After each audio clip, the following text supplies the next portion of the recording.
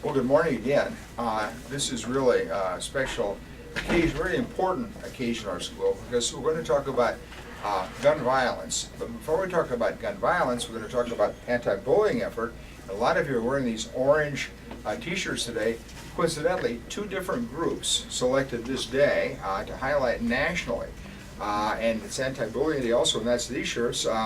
And many staff and students are wearing orange today to signify an awareness of the issue of bullying, and also to acknowledge that bullying, anti-bullying efforts take all of us. It takes you guys, it takes teachers, it takes parents, the whole community, and it takes a lot of individual efforts as well. It's about each person taking responsibility to eliminate bullying whenever possible. And I want you to know, and I say this a lot, but I'm going to say it again, if you are being bullied, or if you know someone who is, get that information to a staff member. Me, the associate principal, Officer Pacer would be a great person, your counselor, any teacher, one of the security people. Make sure we know about it, because we can't fix it unless we know about it. And that's the best way to stamp out bullying, to deal with each individual case. So heads up on that, and hopefully we'll have all your help on that. Okay, that's the first day that it is. It is also National Day of Concern about young people and gun violence. That's a long phrase, but National Day of Concern about young people and gun violence. And so we have some very important people with us today to talk about that issue for the next few minutes. But while we're doing that, your teachers have forms, and this is a copy of one of them, the 2015 Student Pledge Against Gun Violence, and teachers can be handing those out. And you're not required to do this, but if you feel when the program is over that you would like to sign a pledge and turn it in, your teachers will collect all the signed pledges at the end of this announcement time, and we'll collect them and bring them down, and we'll have a composite stack of all the signed pledge forms. Your choice, but I think you might want to do it after you listen to this presentation. So I'm going to introduce the people with me here in the back, and then our keynote speaker right after that. On my far right is Kevin Tekow. He is the U.S. Attorney for the Northern District of Iowa, and he heads up a group of U.S. Attorneys' offices that prosecute federal crimes in the whole northern half of Iowa. Next to him is Police Chief Wayne German. Chief German has been in Cedar Rapids how many years now? 3 years. 3 years. And as you probably know, at least I know, he's doing an amazing job, an outstanding police chief for our city, that's for sure. And closest to me is Sean Berry, and he works in Kevin Tekow's office. He is an assistant U.S. attorney. More important than that, he's the father of a WASH student and several WASH graduates. And that will all just speak briefly after our keynote speaker. So this is Denisha Davis, right beside me. She is a 2013 WASH grad. She's always been a very fashionable person, but she chose today to wear this shirt. Of all of the clothes she has, this is her academic letter shirt that she saved from when she was a Washington student. We haven't changed them. You still will hand out a lot of those, a couple hundred of them. I think it's December 12th at our academic letter assembly. But Denisha was in a bad place at a bad time about 1.5 years ago in Iowa City. And she's going to tell us that story right now. Denisha? Washington High School, I would really appreciate your attention. Put down your phones, please. What I'm about to tell you could save your life. It was a Friday night, just like any other. I was doing what most kids my age were doing, going to a party with my friends. I was looking great and feeling good. It was going to be a good night, or so I thought. When the first shot was fired, my heart instantly dropped. Things escalated quickly as the party came to a halt and everyone went into a sudden panic. No one knew what to do besides duck and cover. People were hiding under chairs and tables. People were literally hiding under people. I remember running to the back room and telling everyone to get inside. When the bullets started coming through the walls in the room we were hiding in, I made sure everyone got out and into the bathroom across the hall. As I was hiding behind a wall, reality hit me and I realized that there were still bullets flying right past my head. I panicked and without thinking about it, moved from my hiding spot. As I was running across the hall to the bathroom, I felt as if the bullets were following me and I was just barely missing them. I had about 2 strides left to make it to the bathroom. All of a sudden, I felt it. The last thing I remember before the bullet hit me was watching the door be shut in my face. The next thing I know, I'm laying on the floor, unable to move my lower body. I felt like I was ricocheting, vibrating and unable to move and unable to stop. I was jello. I knew instantly I was paralyzed. As I lay there, not being able to get up, I tried to tell the people around me that I had been shot, but they didn't believe me because there was no blood. They began to try and pick me up, and then they realized I could give them no support. They laid me back down, and I told them I couldn't feel my feet or my legs. They began taking my shoes off and hitting me in my legs to see if I could feel it, but it was useless. I no longer had feeling or movement in my lower extremity. The ambulance finally got there. They found the entry wound, and everything began to happen at once. I remember laying around all the commotion and repeating the same phrase, call my mom, and giving out her number over and over. They tried to calm me down and tell me that they did, and I told them that I can see them, I can hear them, and I know nobody has made any move to call my mom. All the police officers wanted to know was who shot me. After 2 extensive amounts of surgery, 1 6-hour and 1 11-hour, the fragments of the bullet that penetrated my gallbladder, my liver, and diaphragm, and dropped into my spinal cord had all been removed. The doctor said I had a 1% chance of ever walking again. I vaguely remember being in the hospital in the ICU, but my friends and family say they will never forget the amount of pain I endured. They said I was forced to lie still for the first few weeks, unable to move due to my broken back. I felt suffocated every time I tried to move my legs and couldn't. The muscle spasms were so intense all I could do was scream. The pain was agonizing. I was scared, hurt, confused, lost, and terrified. I had to relearn how to walk, laugh, sneeze, cough, and use the bathroom. A year and a half later, I can walk with assistance, and hopefully in the next couple of months to a year, I will not be needing the walker or the leg braces to walk. It has been a difficult, challenging, yet humbling journey. My whole life has changed from that one party, that one gun, that one bullet that wasn't even intended for me. I need you guys to know that guns are not toys to be played with. They can kill or change someone's life. And it's not just that person's life that is changing or being killed. It's their family, their friends, probably even yours when it comes time to deal with the consequences of using a weapon. I don't want this to be you.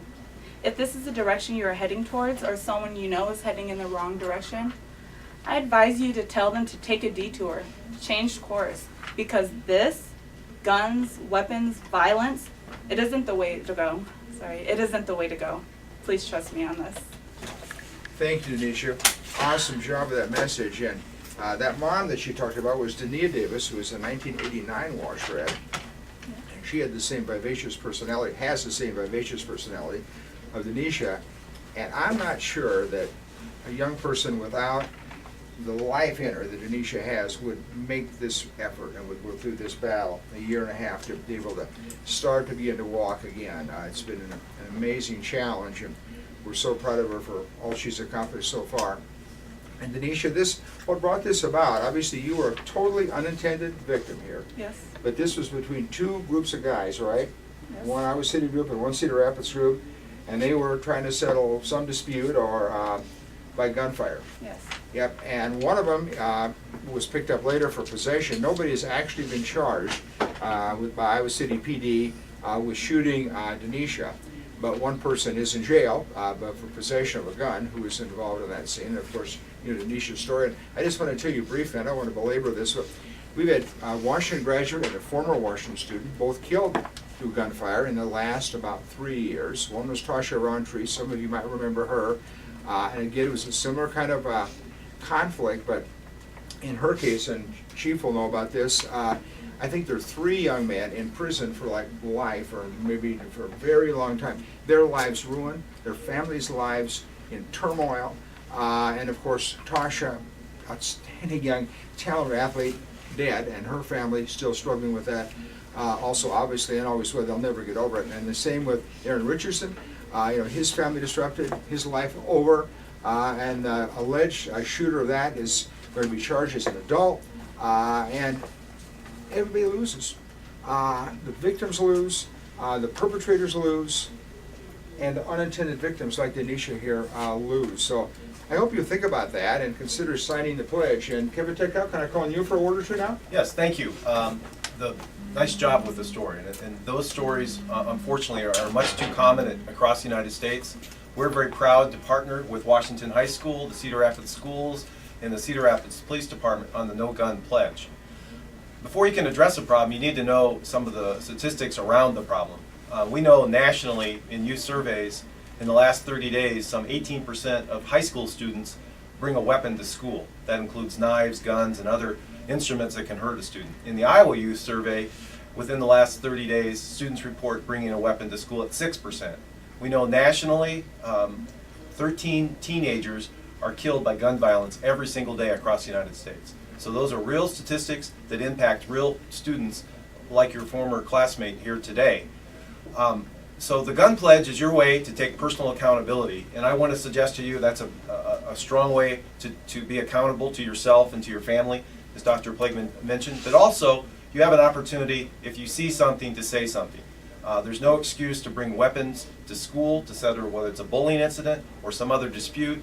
So if you see someone bringing a weapon, in particular a gun, you can be rest assured that not only will your school administrators support you, but the school resource officer will support you in preventing a tragedy from occurring. So I compliment Washington High School for the Anti-Bullying Day and the No Gun Pledge, and appreciate the opportunity to partner with you today. Thank you, Kevin. Chief German? Thank you, Dr. Plageman, and thanks again to the U.S. Attorney's Office for partnering with the Cedar Rapids Police Department in providing this gun pledge to the Cedar Rapids School District. We really appreciate everybody's hard work in this effort. Denisha, your story is truly a story that needs to be told. Cedar Rapids is a safe city, but what we are seeing is an increase in gun violence. And also, the age of the persons involved in the gun violence is decreasing, and that's extremely troubling. And that's what's most important about this gun pledge, is that we want students here at Warsh and students all over the Cedar Rapids School District and other schools in Lynn County and Marion to take the pledge, honor the pledge, pledge that you're not going to bring a gun to school, and pledge that you're not going to use a gun to settle the differences that individuals have with one another. The incident involving Denisha is a prime example that two groups had a disagreement, and they didn't choose words to resolve their disagreement. They chose firearms and violence. And Denisha is an unintended victim, and her life is forever changed. And we need to do everything we can to prevent another Denisha Davis incident. And I ask you to take this pledge, take it seriously, and honor it, and help us keep everyone safe. Okay, thank you, Chief. Mr. Barry? Thank you. As Dr. Plageman noted, I'm here as a Wash dad, and in fact, Denisha was a classmate of my son Joe, and the thought of any of our young warriors being the victims of crime, of a violent crime like this, or the perpetrators, is heartbreaking. So, for that reason, as a parent, I ask that Wash warriors sign this pledge. But also as a prosecutor, standing here with the police chief and the United States attorney, to be clear that we would much rather prevent the crime than prosecute it. We're here to do our best to make sure that crimes don't happen to injure young people like Denisha and that cause young people to end up in prison. We'd much rather prevent the crimes than prosecute them. So I urge you to sign the pledge and to live by the pledge. And I also urge you to use your influence with your friends, who, whether they sign the pledge or not, but use your influence with your friends with regard to their use of violence to settle differences. You can bring pressure to bear on your friends, even if you're not someone who would commit violence. You might know someone who is, and use that influence. Yeah, that's a great message from everybody. Again, we appreciate you gentlemen for being here to be a part of this. And of course, Denisha, what a brave thing for you to do. And she prepared and worked very hard at this. I made her limited her 5 minutes, and she worked really hard at practicing in that, and just did a spectacular job. So we're very, very proud of you, Denisha. By the way, a shout out to her brother, Dimitri, who is a junior at Washington High School right now also. So thanks, everybody. Appreciate your help. Now sign those forms if you choose, and get them to your teacher, and let's get them to the activities office as soon as possible. And make sure we have, as Mr. Mary said, no more warriors involved in tragic incidents like this in the future. And I think I'll let you guys leave, and I may catch up here with the morning announcements. Thanks so much. Thank you. Uh-huh. Goodbye, guys.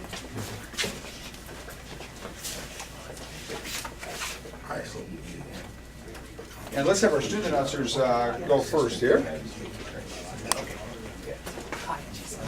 Today there will be no GSA because it conflicts with conferences, so don't show up because there's not going to be anything going on. Dr. Plyer?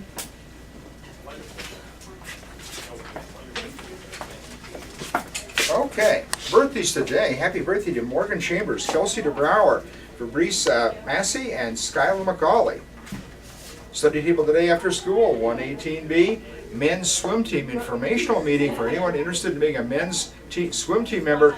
That's today in room 253 at 3:15. Committee WHS wraps up for the month of October today. First and second lunch, groups 3 and 4 today. See Amanda in the main office if you don't know what group you were in. Meeting for anyone going out for wrestling this winter will take place right after school on Thursday. That'd be tomorrow, October 22nd, for future wrestlers. Important announcement for ACT test takers. Mr. Durr will be offering a 1 ACT test prep session this Friday. You get out early because of the Iowa Caucus Debate Tournament. You get out at 2:10. This starts at 2:15. It goes 2:15 until 3:30 in room 106 in North Hall. More information about that coming up in the next day or two. Baseball players, we're going to see you at 1 o'clock on Saturday out at the field for the Fix the Field baseball kickoff event. And applications for freshmen and sophomores to participate in the leadership retreat, the annual, about the umpteenth fall 9-10 leadership retreat. Those applications are due by Friday. Get them in quick to save a spot. Freshmen and sophomores, we'd love to have you at this event. It's a great time. It's at a Camp Wapsiwai. It's an overnight. We have great food and lots of activities, and we always look forward to it. It's a signature event at Washington High School. And the Spirit Store will be open today from 1:45 until 3:30. And here are your lunch choices: Sloppy Joe on a bun, burger basket, crispy chicken sandwich, pretzel grab-a-bowl, sub sandwich, and pizza wedge. So lots of great choices for lunch today. And I think that's a wrap. I'm sure you all are very attentive. And what an important message you heard this morning from Denisha and the gentlemen that were here also. So hopefully we'll take that very much to heart. And we'll make it a great day to be a warrior.